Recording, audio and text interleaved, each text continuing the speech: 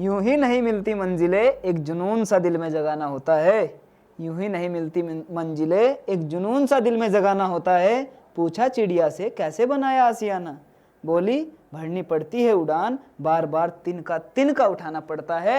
Hello मेरे UP के लाडलो, क्या हालचाल क्या हालचाल क्या हालचाल। उम्मीद है आप स्वस्थ होंगे, मस्त होंगे और अपनी पढ़ाई में व्यस्त होंगे। आपका बड़ा भाई रक्षित रावल आपका स्वागत करता है आपके अपने channel Vedantu UP board 9th-10th पर। और यहाँ हम कक्षा 9वीं और 10वीं के जो अध्याय जो चैप्टर्स हैं उनको देखेंगे, गणित और विज्ञान के। तो उसमें आज हम पहला अध्याय लेके आ चुके हैं जिसमें हम सीखने वाले हैं कॉन्सेप्ट्स। ये इंट्रोडक्शन होने वाला है, तो आपको वास्तविक संख्या का कंप्लीट इंट्रोडक्शन आज इसमें दे दूंगा, कंप्लीट इसके कॉन्सेप्ट करा दूंगा। उसके बाद अगली वीडियो में पहली एक्सरसाइज, उसके बाद उससे अगली वीडियो में दूसरी एक्सरसाइज और खत्म हो जाएगा। तो आज मैं केवल कॉन्सेप्ट सिखाने के लिए आया हूं और कॉन्सेप्ट में भी मैं उदाहरण के साथ बताऊंगा। तो आप बस ध्यान से देखना, वीडियो को स्किप मत करना, अपने सभी दोस्तों को शेयर कर देना जिसने अभी तक पढ़ाई शुरू नहीं की और बोलता है कि गणित समझ नहीं आता। बोल कि रक्षित भैया आ चुके हैं, गणित तो अब तेरे ऐसा बस जाएगा भाई, तुझे प्यार हो जाएगा गणित से।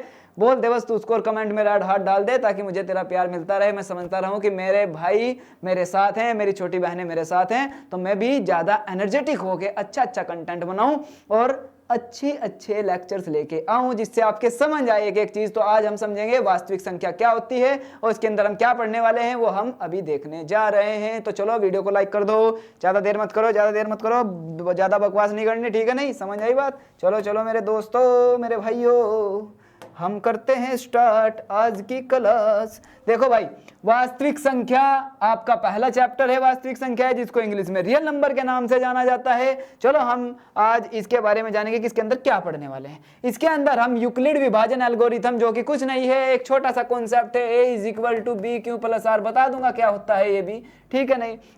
फिर सबसे जरूरी है ये अंकगणित के आधारभूत प्रमेय, यानी कि 2 प्रमेय आपको इसमें देखने को मिलेंगी, 2 प्रमेय इसमें देखने को मिलेंगी।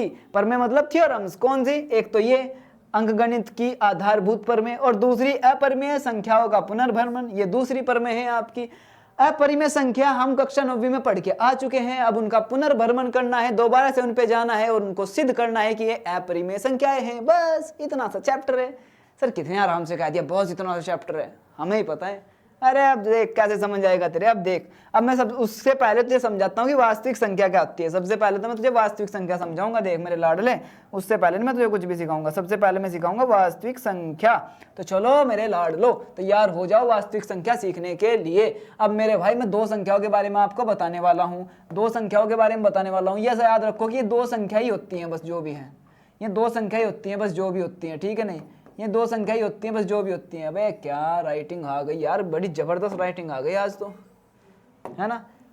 अरे भाई तुम्हारा भाई है ना ये बड़ा शानदार लिखता है भाई। वास्तविक संख्याएं हम देखने जा रहे हैं, चलो ठीक है नहीं। अब इसके साथ में मैं जो दूसरी संख्या तुम्हें बता रहा हूं कि मैं दूसरी संख्या एक और बताऊंगा आपको, वो कौन सी संख्या होगी उसको भी देखते हैं। दूसरी संख्या है आपकी काल्पनिक, दूसरी संख्या है आपकी काल्पनिक, दूसरी संख्या है आपकी काल्पनिक।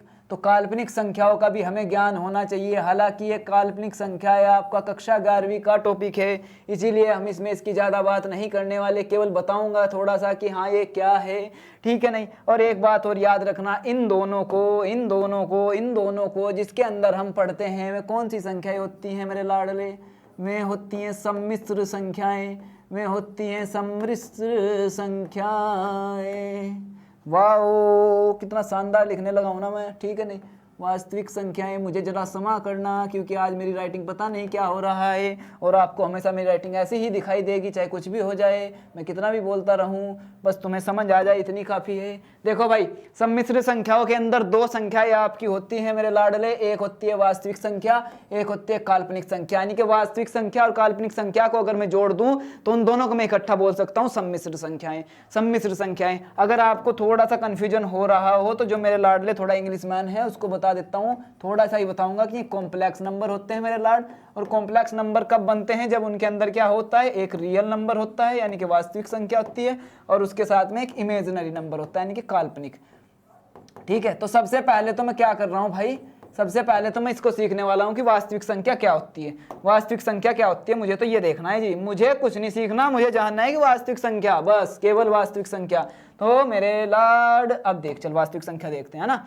तो वास्तविक संख्या क्या होती है, अब तूने कई सारी संख्याओं के बारे में पढ़ा होगा, तूने कई सारी संख्याओं के बारे में पढ़ा होगा, पहले पढ़ा के नहीं पढ़ा है बता मुझे। हाँ सर हमने तो बहुत सारी संख्याएं पढ़ी थी। कौन कौन सी संख्याएं थी भाई, प्राकृतिक संख्याएं थी, ठीक है नहीं, अरे वाह क्या जबरदस्त था। कौन कौन सी संख्याएं थी, एक तो आपकी प्राकृतिक संख्या थी, है ना, एक थी आपकी प्राकृतिक संख्या।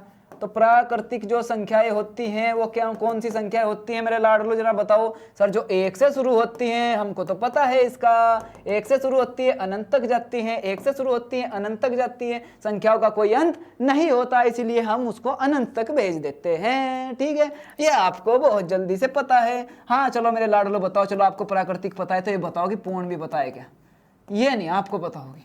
अरे सर इतना तो पता है सर, 9वीं करके आ चुके हैं। जो जीरो से शुरू होती हैं सर, जो जीरो से स्टार्ट होती हैं, 0 1 2 3 4 0 1 2 3 4, ये भी अनंत तक जाएंगी, ये पूर्ण संख्या होती हैं। अच्छा चल तूने पूर्ण बता दिया तो चल आज तुम मैं देखता हूँ तू पूर्णांक बता देगा, पूर्णांक बता दे बस तू आज क्या होता है, पूर्णांक बता दे बस तू आज क्या होता है मेरे लाडले, तू मुझे बता दे कि पूर्णांक क्या होता है। सर अभी बता दूंगा सर अभी बता दूंगा, ये मैंने नंबर लाइन बना दी है सर, नंबर लाइन के बीचों बीच 0 होती है सर, इसके दाईं ओर होता है 1 2 3 4, यानी कि अनंत तक जा रही हैं जो आपकी प्राकृतिक संख्या है वो इसकी दाईं ओर होती हैं। अगर मैं इन्हीं प्राकृतिक संख्याओं को माइनस लगा के लिख दूं, अगर मैं इन्हीं प्राकृतिक संख्याओं को माइनस लगा के लिख दूं तो सर ये आपकी जाएंगी -1 -2 -3 -4 -5। और हमें पता है सर पूर्णांक क्या होती है, जो प्लस में भी होती है माइनस में भी होती है, प्लस और साथ में 0 भी इंक्लूड होती है, साथ में 0 भी इंक्लूड होती है, साथ में 0 भी इंक्लूड होती है। प्लस वालों को हम क्या बोलते हैं भाई, धनात्मक बोलते हैं। प्लस वालों को हम क्या बोलते हैं मेरे भैया, धनात्मक बोलते हैं। प्लस वालों को हम क्या बोलते हैं मेरे लाडले, धनात्मक बोलते हैं, धनात्मक पूर्णांक, धनात्मक पूर्णांक, धनात्मक पूर्णांक। और ये जो आपकी ऋणात्मक होती हैं, ऋणात्मक जो आपकी ये बाईं ओर लिखी होती हैं जो माइनस में है, इसको हम बोलते हैं ऋणात्मक पूर्णांक, इसको हम बोलते हैं ऋणात्मक पूर्णांक। सर पता है हमें, सर धनात्मक पूर्णांक पता चल गया, ऋणात्मक पूर्णांक पता चल गया, सर क्यों बता रहे हो जो हमें पता है बातें सभी। अरे मेरे लाडले सबर रख, थोड़ा सबर रख, सब समझ आ जाएगा तेरे, सबर रखना, सबर रखा करो मेरे भाइयों बहनों, सबर रखा करो। अब इसके बाद बता क्या पढ़ा था तुमने प्राकृतिक संख्या पढ़ी, आपने पूर्ण संख्या भी पढ़ ली, आपने पूर्णांक भी पढ़ लिया, अब इसके बाद आपने क्या पढ़ा था सर, परिमेय संख्या पढ़ी थी। अजी हमने तो परिमेय संख्या पढ़ी थी मेरे भैया। हाँ चल भाई परिमेय संख्या पढ़ी थी ना, परिमेय बता दे क्या होता है, परिमेय संख्या बता दे क्या होता है। सर ऐसी संख्याएं जो p बटे क्यों की फॉर्म में लिखी जाती हैं और क्यों को हम 0 के बराबर कभी भी नहीं रख सकते, उसको हम परिमेय संख्या बोलते हैं। क्या इतना समझ आया? हाँ जी हमारे इतना समझ आया। अब मैं उदाहरण भी दे देता हूँ, उदाहरण के तौर पर जैसे मैं लिख देता हूँ 2/3, जैसे मैं लिख देता हूँ -5/7, तो ये सभी आपकी परिमेय संख्या होती हैं। या मैं लिख देता हूँ 0.5, ये भी आपकी परिमेय होती है। पॉइंट हटाओगे तो बटे में क्या आ जाएगा, 10 आ जाएगा, तो 5/10 हो जाएगा। पॉइंट हटाओगे 5/10 हो जाएगा, ये भी p बटे क्यों के फॉर्म में लिख सकते हैं। और एक संख्या है जो हमने पिछले साल पढ़ी थी 0.333, जो बार बार रिपीट होती है। याद कर, थोड़ा जोड़ दे कि 9वीं में तूने पढ़ा था कि 0.3 के ऊपर बार इसको p बटे क्यों में बदलो, तूने एकदम बदल दिया था। और जो संख्या p बटे क्यों में बदली जा सकती है तो समझ ले वो परिमेय संख्या है, क्योंकि परिमेय संख्या को ही p बटे क्यों में हम लिख सकते हैं। और क्यों उसका 0 के बराबर नहीं होना चाहिए। सर जी इसका क्या मतलब है क्यों 0 के बराबर नहीं होना चाहिए, इसका क्या मतलब है, ध्यान से समझ। इसका मतलब ये है, अगर मैं लिख देता हूँ 3/0 या मैं लिख देता हूँ 5/0 तो बटे में 0 आ गया, लेकिन बटे में तो तेरा क्यों था और क्यों को तो उसने मना करा था कि 0 नहीं आना चाहिए, लेकिन मैं यहाँ 0 लेके आ गया क्यों की जगह, तो इसका मतलब ये परिमेय संख्या नहीं है दोनों की दोनों। तो बस इतना याद रख कि तू ऊपर जो है ना अंश में, अंश और हर बोलते हैं इसको, है ना, ये ऊपर वाला अंश नीचे वाला हर, तो ऊपर अंश में तो कुछ भी नंबर रख ले, माइनस प्लस कुछ भी रख ले दुनिया का नंबर, ठीक है, नहीं बस वो परिमेय ना हो, ठीक है, समझ में आई बात। और बस तो यहाँ से जो इसका हर है ना वहाँ 0 नहीं रख सकता, उसके अलावा कुछ भी रख सकता है। तो आपकी परिमेय संख्याएं प्लस में भी होती हैं, माइनस में भी होती हैं, दशमलव में भी होती हैं, बटे में भी होती हैं, सब कुछ हमें समझ आ गया है इजीली। बस बटे में 0 नहीं होना चाहिए। ओके अंडरस्टैंड, यस सर, अरे वाह, कितनी खतरनाक इंग्लिश का यूज करते हो भैया। इसको मैं उठा के इधर रखूंगा अभी। अबे कहाँ गया? हाँ हाँ, यहाँ यहाँ यहाँ यहाँ यहाँ यहाँ आना चाहिए, तो थोड़ा छोटा हो। अरे वाह सर, आप तो इसको बिल्कुल ही खिला दे रहे हो, बिल्कुल खिला दे रहे हो सर, बिल्कुल खिला दिया आपने। सम्मिश्र संख्या ले भाई, ठीक है नहीं।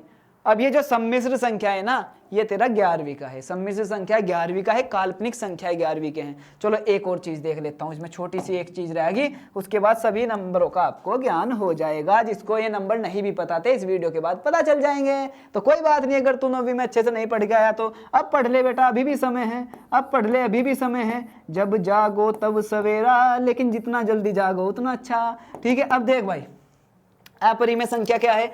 अपरिमेय संख्या है जिसको हम p बटे क्यों की फॉर्म में नहीं लिख सकते, जैसे कि हम p बटे क्यों की फॉर्म में नहीं लिख सकते, यानी कि p बटे क्यों में नहीं उसे लिखा जा सकता। जैसे कि उदाहरण के तौर पे क्या हो गया, √2 हो गया, √3 हो गया। सर एक ऐसी संख्या भी होती है 0.100, 10 थोड़ा सा ज्यादा बढ़ गया ना, 0.101, ठीक है नहीं, 0.1001, 0001 और बढ़ती जा रही है। सर दशमलव के बाद अगर कोई संख्या पूरी पूरी विभाजित भी नहीं हो रही और दशमलव के बाद वो बार बार रिपीट भी नहीं हो रही, वो बस बढ़ती जा रही है, ना तो वो रिपीट हो रही। अगर इसको रिपीट होना होता मेरे लाडले तो 101010 आता ना, लेकिन यहाँ 10 है, वहाँ यहाँ 100, यहाँ 1000, समझ में आई बात। तो ये रिपीट भी नहीं हो रही। इसका मतलब ये है कि जो दशमलव के बाद ना तो पूरी विभाजित हो ना रिपीट हो, वो भी अपरिमेय संख्या होती है, जिसको हम 9वीं में पढ़ के आ चुके हैं। जिसको हम क्या बोलते हैं मेरे लाडले, जिसको हम क्या बोलते थे मेरे लाडले, याद करना, देख अभी बता रहा हूं, जिसको हम क्या बोलते थे मेरे लाडले, अनावृत्ति बोलते थे या नहीं, अनावृत्ति बोलते थे या नहीं। और ऐसी संख्या जो दशमलव के बाद रिपीट होती चली जाती है, उसको हम क्या बोलते थे, याद आया क्या तेरे? आवर्ती, है ना। आवर्ती भी पढ़ा था हमने, अनावर्ती भी पढ़ा था। आवर्ती को पुनरावर्ती भी बोलते हैं। 2 संख्याएं पढ़ी थी, एक शांत एक अशांत। शांत मतलब जो दशमलव के बाद शांत हो गई, दशमलव के बाद शांत हो गई, आगे गई ही नहीं, वो शांत होगी, ठीक है नहीं। अशांत के अंदर 2 आई, एक तो ये ना तो ये अशांत है, मतलब ये रुकी नहीं, देख लो शांत नहीं हो रही बिल्कुल भी, लेकिन बार बार एक ही काम कर रही, बस रिपीट करो जा रही, काम को करो जा रही, उसको हमने आवर्ती बोल दिया। और ये भी अशांत है, ये भी नहीं रुक रही दशमलव के बाद, लेकिन ये इतनी बदतमीज है कि दशमलव के बाद ना तो रुक रही है और ना रिपीट हो रही। ये कह रही कि मैं काम रिपीट नहीं करूंगी, यूनिक करूंगी, हर बार यूनिक करूंगी, वो अनावर्ती है। ये पढ़ा था हमने 9वीं में, ठीक है। याद आया ना कुछ? याद आया? याद किया कर यार, याद किया कर। चल अब मैं तुझे बताता हूं। सर जी हम तो वास्तविक संख्या पढ़ रहे थे, क्या पढ़ा दिया रे मेरे लाडले। इन सभी को अगर मैं एक बॉक्स में डाल दूं उठा के, अगर ये सभी मैं एक बॉक्स में डाल दूं उठा के, तो वही तेरे वास्तविक संख्याएं होंगी, वही तेरी वास्तविक संख्याएं होंगी। तो बस इतना याद रखना कि वास्तविक संख्या, प्राकृतिक संख्या भी वास्तविक संख्या होती है, पूर्ण संख्या भी वास्तविक संख्या होती है, पूर्णांक भी वास्तविक संख्या होती है, परिमेय भी वास्तविक होती है, अपरिमेय भी वास्तविक होती है। तो वास्तविक संख्या का मतलब है जिसके अंदर परिमेय भी है, अपरिमेय भी है, परिमेय भी है, अपरिमेय भी है। मैं परिमेय को भी वास्तविक बोल सकता हूं, अपरिमेय को भी वास्तविक बोल सकता हूं, और इन सब को भी वास्तविक बोल सकता हूं। यानी कि ये सभी संख्याओं का सेट, इन सभी संख्याओं का सेट मतलब जैसे जानते हो ना कि हमने लिया टिफिन का सेट, हमने लिया कप का सेट, ऐसे ही इन सभी संख्याओं का एक सेट एक बॉक्स में फिट कर दिया गया, उस बॉक्स का नाम हो गया वास्तविक संख्या। तो ये सभी वास्तविक संख्याएं, अगर मैं तुझे यहाँ पे लिख के दिखाऊं बस एक छोटी सी चीज, अगर मैं तुझे यहाँ पे लिख के दिखाऊं एक छोटी सी चीज, मैं तुझे लिख देता हूं, जरा याद रख मेरे भाई, वास्तविक संख्या, जरा मेरे लाडले याद रख, देख वास्तविक संख्या क्या होगी, जरा पता है तुझे इस बात का? नहीं पता ना, अब पता चल जाएगा। जिसके अंदर परिमेय संख्या आ गई और जिसके अंदर अपरिमेय भी आ जाती है, तो परिमेय प्लस अपरिमेय, इन सभी का सेट आपका क्या बोला जाता है? सर जी वास्तविक संख्या। सर जी समझ आ गई वास्तविक संख्या। सर जी चैप्टर का नाम बिल्कुल अच्छे से समझ आ गया। हम समझ गए कि इस चैप्टर में वास्तविक संख्या मतलब परिमेय अपरिमेय सभी पढ़ लेंगे हम, परिमेय अपरिमेय सभी कुछ आ जाएगा। और परिमेय के अंदर क्या क्या आता है, क्या आपको इस बात का पता है? नहीं पता तो अब देख ले, नहीं पता तो अब देख ले, सब कुछ पता लग जाएगा। तेरे भैया क्लास लेके आए हैं तो तुझे कुछ नहीं छोड़ने वाले। परिमेय के अंदर मेरे लाडले प्राकृतिक संख्या भी आ जाती हैं, ठीक है। परिमेय के अंदर पूर्ण संख्या भी आ जाती हैं, ठीक है। परिमेय के अंदर तेरी कौन सी बची रे लाडले? पूर्णांक भी आ जाता है, यानी कि जिसमें प्लस में नंबर है, माइनस में है और जीरो भी है, उसको हम पूर्णांक कहते हैं। पूर्णांक का मतलब है माइनस के अनंत से लेके प्लस के अनंत तक जितने भी नंबर होंगे वो पूर्णांक होंगे। बस एक शर्त है कि वो जो नंबर है ना तो वो दशमलव में होंगे, ना वो नंबर पी बटे क्यों की फॉर्म में होंगे। पी बटे क्यों में नहीं होने के, दशमलव में नहीं होने के। बाकी जो सिंपल नेचुरल नंबर होते हैं, सिंपल प्राकृतिक संख्याएं होती हैं, अगर उनको ही प्लस में बढ़ा दूं, उनको ही माइनस में बढ़ा दूं, बीच में जीरो भी ले लूं तो वो पूर्णांक कहे जाएंगे। क्या इतना समझ आया? हाँ जी हमारे समझ आया। और एक और चीज है आवर्ती। जो आवर्ती वाले हैं ये भी किसके अंदर आते हैं? परिमेय के अंदर आते हैं। हमने परिमेय को बड़े प्यार से समझा, हमने परिमेय को बड़े प्यार से समझा। समझ आया? तो सभी परिमेय संख्याएं और अपरिमेय संख्याओं का एक कंप्लीट सेट वास्तविक संख्या। परिमेय संख्या उठाई, अपरिमेय संख्या उठाई, दोनों को मिला दिया, दोनों वास्तविक संख्याएं बोली जाएंगी। अब क्या तुझे डाउट है वास्तविक संख्या क्या होती है? नहीं है ना। चलो वास्तविक संख्या हम पढ़ चुके हैं। अब मैं थोड़ा सा तुझे काल्पनिक संख्या बता दूं, उसके बाद फिर थोड़ा सा एक आगे हम चलते हैं, वहां थोड़ा सा बता देता हूं काल्पनिक संख्या, ज्यादा नहीं बताऊंगा। कभी तूने ऑब्जर्व किया कि रूट के अंदर माइनस में भी वैल्यू आ सकती है? आ सकती है या नहीं आ सकती है? रूट के अंदर जो माइनस में वैल्यू आती है वो काल्पनिक संख्या होती है, वो काल्पनिक संख्या होती है। सर जी कैसे? एक छोटी सी चीज बता रहा हूँ, रूट के अंदर अगर कभी भी माइनस में वैल्यू है तो इसका उत्तर 2 नहीं होगा। जैसे 4 का रूट 2 होता है ना, 2 नहीं होगा ना, इसका उत्तर -2 होगा। ये उत्तर आपका गलत है। बस एक छोटी सी चीज है जो 11वीं के लिए है, उसको थोड़ा समझ ले कि अगर माइनस में रूट के अंदर वैल्यू है तो इसको मैं लिख सकता हूँ -4 और मल्टीप्लाई में -1 लिख सकता हूं या नहीं लिख सकता? 4 × 4 रूट के अंदर तो रूट की गुणा हो जाती है। हाँ जी बिल्कुल, 4 × 4 -4 में इसको √4 अलग लिख लूं और -1 अलग लिख लूं, कोई समस्या नहीं है। तो 4 का रूट तो हो गया 2। और हमेशा याद रखना जो -1 होती है ना ये आयोटा होता है। ये जो आई जैसा साइन है ना इसको आयोटा बोलते हैं। ये जो आई जैसा साइन है ना इसको आयोटा बोलते हैं। और आयोटा की वैल्यू होती है मेरे लाडले -1 रूट के अंदर। बस इतना याद रख, ये आयोटा की वैल्यू होती है। तो ये आयोटा की, और जहां भी आयोटा लग गया दिख गया समझ ले कि काल्पनिक संख्या, जहां आयोटा मिल गया समझ ले काल्पनिक संख्या है, वो वास्तविक संख्या नहीं है। समझ में आया? तो रूट के अंदर कभी भी माइनस आए तो समझ लेना कि संख्या तो है लेकिन काल्पनिक है। ठीक है नहीं? चलो अब वास्तविक संख्या काल्पनिक संख्या बड़े अच्छे से हम समझ चुके हैं। आगे बढ़ते हैं भैया। अब मैं तुम्हें थोड़ा सा सिखाता हूँ पहली प्रमेय। अब मैं तुम्हें थोड़ा सा पहली प्रमेय के बारे में जरा बता देता हूँ। मैं थोड़ा सा आपको पहली प्रमेय के बारे में बता देता हूँ। मैं इसको पढ़ूंगा। पहली प्रमेय, अंकगणित की आधारभूत प्रमेय। तो पहली प्रमेय के बारे में मैं आपको बताता हूँ। अंकगणित की आधारभूत प्रमेय कौन सी है भाई? अंकगणित की आधारभूत प्रमेय, इसको हम पढ़ने जा रहे हैं। यानी कि इसका मतलब क्या है? इसकी डेफिनेशन ये लिखी हुई, आप देख भी सकते हो, मैं पढ़ के बताता हूँ। प्रत्येक भाज्य संख्या कंपोजिट नंबर को अभाज्य संख्याओं के एक गुणनफल के रूप में व्यक्त किया जाता है। वापस आ जाओ, सब समझ नहीं आया कुछ भी? चला जा।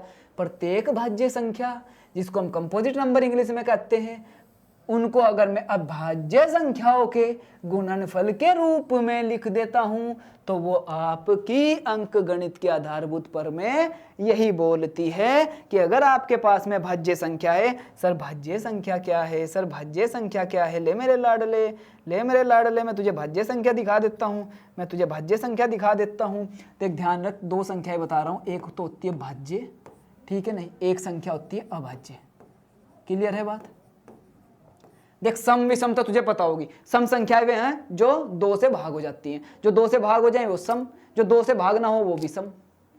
ठीक है? अब होती है भाज्य और अभाज्य। देख इन दोनों का थोड़ा सा डिफरेंस समझ। अभाज्य संख्या कौन सी है? इसके थोड़े से पॉइंट मैं लिख रहा हूँ, बस छोटे से पॉइंट लिख रहा हूँ। देख ध्यान से देख, अभाज्य संख्या कौन सी है? जिसके केवल 2 गुणनखंड होंगे। या मैं लिख सकता हूँ जो केवल का लगाऊंगा जरूर इसमें, जो केवल 1 से और खुद से विभाजित होती है। इसका मतलब क्या है? विभाजित तो जानते हो ना, डिवाइड होना, भाग होना। विभाजित का मतलब है डिवाइड होना, भाग होना। तो ऐसी संख्याएं ऐसी संख्याएं जो केवल एक से और खुद से विभाजित होती है, यानी कि उनको कोई डिवाइड नहीं कर सकता, या तो उसको एक डिवाइड करेगा या वो खुद अपने आप को डिवाइड करेगी, कोई और उसको हाथ नहीं लगा सकता, मार नहीं सकता, केवल एक उसको मार सकता है और वो खुद अपने आप को मार सकता है, उसको हम बोलते हैं अभाज्य संख्या। ठीक है, चल अच्छा चलो चलो चलो चलो चलो चलो चलो आगे एक और पॉइंट लिख देता हूँ, एक पॉइंट और लिख देता हूँ। इसके केवल कितने होते हैं, केवल इसके पास में भैया 2 गुणनखंड होते हैं, केवल इसके पास में भैया 2 गुणनखंड होते हैं, 2 गुणनखंड होते हैं। अब गुणनखंड तो सबको पता होगा ना, अब गुणनखंड तो सबको पता होगा ना, ये बता, गुणनखंड तो सबको पता होगा ना। गुणनखंड क्या होते हैं, थोड़ा सा ये समझा रहा हूँ, गुणनखंड के बारे में सीख ले, अगर नहीं पता तो सीख ले। गुणनखंड क्या होता है जरा बता मुझे, गुणनखंड क्या होता है जरा बता मुझे। सर गुणनखंड ऐसा नंबर, गुणनखंड होता है, मान लो मुझे 12 के गुणनखंड निकालने हैं, तो बस ये देखूंगा कि 12 को कौन कौन डिवाइड कर सकता है, कौन कौन इसको विभाजित कर सकता है, कौन कौन सी संख्याएं हैं जो इसको विभाजित कर सकती हैं। चलो भाई कौन कौन सी हैं जो विभाजित करते हैं। सर 1 भी इसको विभाजित करता है, 2 के पहाड़े में भी 12 आता है, 2 से भी पूरा पूरा। पूर्णता विभाजित की बात कर रहा हूं मैं, पूर्णता विभाजित जानते हो, जो पूरा विभाजित कर दे, जिसमें कोई शेषफल ना बचे, जिसमें कोई शेषफल ना बचे। 1 से भाग करूंगा तो हो जाएगा, 2 से भाग करूंगा जब भी हो जाएगा, कोई शेषफल नहीं बचेगा। 3 चौक 12, 3 से भाग करूंगा जब भी हो जाएगा, कोई शेषफल नहीं बढ़ेगा। और 4 तिया 12 तब भी हो जाएगा, 4 से करूंगा, और 6 से करूंगा तब भी हो जाएगा, और 12 से करूंगा तब भी हो जाएगा। तो ये सभी जो संख्याएं आई है ये इसके गुणनखंड हैं, ये इसके गुणनखंड है। तो किसी भी संख्या के अगर गुणनखंड निकालने हो तो हम देख लेंगे कि वो संख्या किस किस से विभाजित हो रही है, और गुणनखंड हमेशा उससे छोटे ही होंगे या उसके बराबर होंगे, यानी कि गुणनखंड 12 के बराबर या 12 से छोटी संख्या ही होंगी। समझ में आए गुणनखंड क्या होते हैं, समझ में आए, बहुत आसान है ना। अगर मैं तुम्हें कहूँ 16 के गुणनखंड निकाल लो, अब तो तुम निकाल दोगे। अरे अरे अब तो बड़े चतुर हो जाओगे। सर 1 से पूरा भाग हो जाएगा, ये पूर्णता विभाजित, जो पूरा भाग हो जाए, जो पूरा भाग हो जाए वो पूर्णता विभाजित होता है। 1 से हो जाएगा, 2 से हो जाएगा, और 4 से हो जाएगा, और 8 से हो जाएगा, और किससे होगा, 16 से। ये 16 के आगे आसान है ना गुणनखंड। बस देख लेंगे कि कौन कौन सी संख्या इसको पूर्णता विभाजित करती हैं, पूरी तरह से डिवाइड करती हैं, जिसमें कोई शेषफल नहीं बचता। ये थे तेरे भाई साहब गुणनखंड, ये था तेरा गुणनखंड। चलो तो केवल इसके कितने गुणनखंड होते हैं, 2 गुणनखंड होते हैं इसके, बस इसके केवल 2 गुणनखंड होते हैं, केवल 2 गुणनखंड। इसका मतलब क्या है, जैसे कि मैं उदाहरण ले लेता हूं, जैसे तेरी कुछ संख्याएं हो जाएंगी, कौन कौन सी संख्याएं हो जाएंगी बता मुझे। एक तो तेरी संख्या हो जाएगी 2, 3, 5, 7, ठीक है नहीं, और भाई और कौन सी हो जाएंगी, 11, एक 13, एक 17, एक 19, ये बढ़ती चली जाएंगी इनफाइनाइट तक। तो ऐसे नंबर जिनके केवल 2 गुणनखंड हो। अब बता, अगर तू इनके गुणनखंड निकालने जाएगा, तो मुझे बता 2 के कौन कौन से गुणनखंड आएंगे, 2 को कौन कौन सी संख्या भाग कर सकती है। 1 इसको पूर्णता विभाजित करेगा और 2 इसको, यानी कि खुद। ठीक है, अब तू मान ले इनमें से कोई सा भी उठा ले, मान ले 7 को क्या होगा, 1 करेगा और 7 करेगा। मान ले मैं 19 को देखता हूँ, तो 19 को कौन भाग करेगा, 1 करेगा और 19 करेगा। इसका मतलब मैं बहुत अच्छे से समझ गया सर जी भैया जी आपने तो मौज बना दी, समझ गए कि 2 को केवल 1 और 2 ही भाग कर सकते हैं, 7 को केवल 1 और 7 ही पूरा पूरा विभाजित कर सकते हैं, किसी और के पहाड़े में नहीं आता। ये 19 किसी के पहाड़े में नहीं आता, केवल अपने पहाड़े में आएगा और 1 के में आएगा। तो जो संख्या केवल 1 से और अपने आप से विभाजित होती हो, जो संख्या केवल 1 से और अपने आप से विभाजित होती हो, जो संख्या केवल 1 से और अपने आप से विभाजित होती हो, ऐसी संख्याओं को हम अभाज्य संख्या कहते हैं, जिनके केवल 2 ही गुणनखंड होते हैं। देख इसके भी 2 गुणनखंड, इसके भी 2, इसके भी 2। उम्मीद है बड़े अच्छे से समझ आ गए होंगे। सर भाज्य क्या है, भाज्य इसका जस्ट ऑपोजिट है यार। भाज्य क्या है, इसका जस्ट ऑपोजिट है। जो ऐसा लिख सकता हूं, जो संख्या जिसके, चल गुणनखंड से देखते हैं इसको गुणनखंड से देखते हैं, है ना, इसको गुणनखंड से देखते हैं, जिसके 3 या 3 से ज्यादा गुणनखंड होते हैं, ऐसी संख्या को हम भाज्य संख्या कहते हैं। यानी कि 3 या 3 से ज्यादा का मतलब क्या है कि जब मैं उसके गुणनखंड निकाल लूं, या तो 3 आए या 3 से ज्यादा आए, यानी कि वो अपने आप से भी विभाजित हो रही है, 1 से भी विभाजित हो रही है, और उसके अलावा किसी और नंबर से भी वो विभाजित हो रही है। ऐसी संख्या को मैं बोल दूंगा भाज्य संख्या। समझ में आई बात। चल कुछ उदाहरण देता हूं तुझे, तेरी सारी समझ आ जाएगी।